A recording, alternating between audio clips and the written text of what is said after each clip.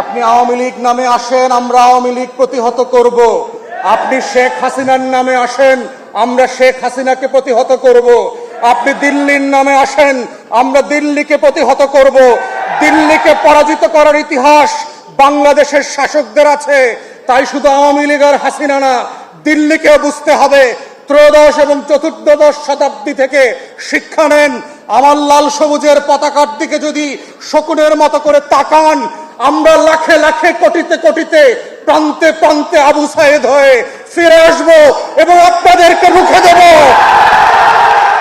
বাংলাদেশ বিক্রি করার জন্য জন্ম হয় নাই, লাখো শহীদের রক্তে গড়া দেশটা কারো বাপের না। কোন বংশের কাছে, কোন ব্যক্তির কাছে আমরা বাংলাদেশ বন্ধক দেই নাই এবং দেব না। অতএব সেই বাস্তবতাই হচ্ছে নতুন করে আবার জুলাই যোদ্ধাদেরকে, আমরা যারা জুলাই রাজপথে ছিলাম, আমাদেরকে মাথায় রাখতে হবে এই রাষ্ট্রের শত্রু কারা। প্রতিদিন এই রাষ্ট্রের ক্ষতি করবার জন্য দেশে এবং বিদেশে বসে কারা ষড়যন্ত্র করছে। হাজার হাজার কোটি টাকা অপচয় করে, লুটপাট করে আজকে বাংলাদেশকে অস্থির করবার জন্য উঠে পড়ে লেগেছে। ওরা কারা? প্রতিদিন ফেসবুকে এবং ইউটিউবে বলবার চেষ্টা করছে আগেই তো ভালো ছিলাম, 40 বছরে এত মব দেখি নাই। এই সুশীলরা কারা? গত 16 বছর যারা কলম ধরে নাই। ওই গণমাধ্যমগুলো কারা? গত 16 বছরে কোনো অন্যায়ের বিরুদ্ধে যারা কলম তোলে নাই, প্রতিবাদ করে নাই, বরং গণভবনে গিয়ে, বঙ্গভবনে গিয়ে তেল দিয়েছে শুধু এই রাষ্ট্রের ক্ষতি করে।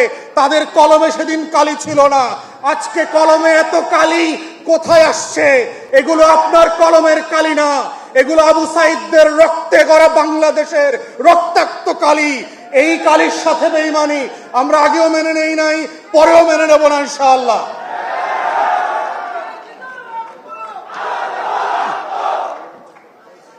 এখন প্রশ্ন হচ্ছে, 1 বছর পরে জুলাই যোদ্ধাদের কাজ কি?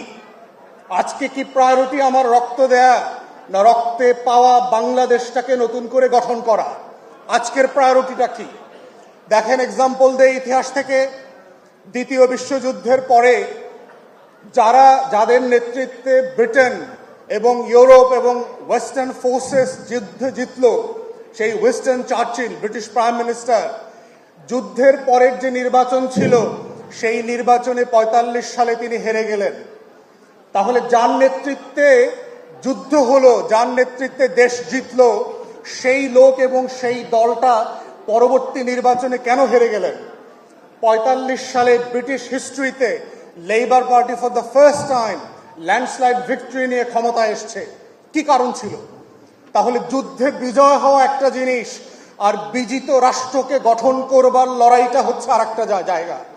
তাই জুলাই যোদ্ধাকে বুঝতে হবে, গত বছরের যে লড়াইটা আমার ছিল, সেই লড়াইটা 25-এ ভিন্নভাবে করতে হবে, 26-এ আর একভাবে করতে হবে।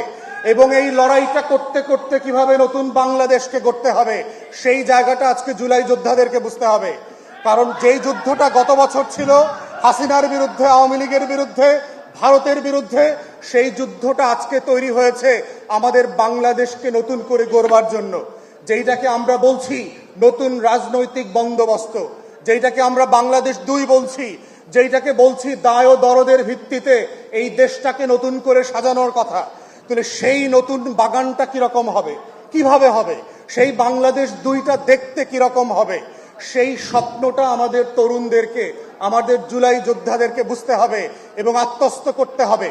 এবং এটার প্রথম কাজ হচ্ছে, যেটা শুরু হবে, সেটা হচ্ছে বাংলাদেশ রাষ্ট্রের শত্রুদেরকে বুঝতে পারা, চিনতে পারা। এটাই হচ্ছে বাংলাদেশ রাষ্ট্রের স্বাধীনতা, সার্বভৌমত্বের একমাত্র মাপকাঠি এবং বাংলাদেশি নাগরিক হওয়ার শর্ত, যে আপনি বাংলাদেশের শত্রুকে বোঝেন কিনা, শত্রুকে চেনেন কিনা। কোন রাষ্ট্র দিনরাত এই বাংলাদেশ রাষ্ট্রের উপরে ছোবল মারার চেষ্টা করছে, আখান্দ ভারতের নামে আমার মানচিত্রটাকে খেয়ে ফেলবার চেষ্টা করছে, আমার জল, আমার স্থল, আমার আকাশ, আমার পানি, আমার নদী, আমার পরিবেশ, সবকিছুকে দিন রাতে খেয়ে ফেলছে। প্রতি বছর বন্যায় বন্যায় আমার কোটি কোটি মানুষকে বন্যাস্রোত করে দিয়ে ভাসিয়ে দিচ্ছে। সেই শত্রুটাকে, যে বঙ্গোপসাগরে আমার তেল গ্যাস চুরি করে নিয়ে যাচ্ছে, সিলেটের পাহাড় থেকে আমার পাথর চুরি করে নিয়ে যাচ্ছে, আমার বন্দর থেকে স্বার্থ নিয়ে যাচ্ছে, আমার ব্যবসা নিয়ে যাচ্ছে, গার্মেন্টসের ভিতরে বিভিন্ন ইন্ডাস্ট্রিতে একের পর এক যে অরাজকতা তৈরি করছে, সেই শত্রুকে আজকে বুঝতে পারাটা হচ্ছে নতুন বাংলাদেশের নাগরিক হওয়ার প্রধানতম শর্ত। এবং শর্তটা পূরণ করতে হবে জুলাই যোদ্ধাদেরকেই।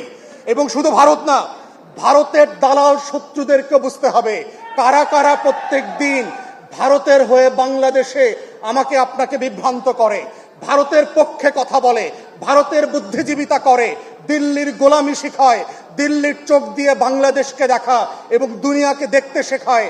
এই যে পলিটিক্যাল ডিসকোর্স আছে, এই বয়ানটাও জুলাই যোদ্ধাদেরকে আজকে ভালোভাবে বুঝতে। এক একটা নীল ধ্রুব তারা,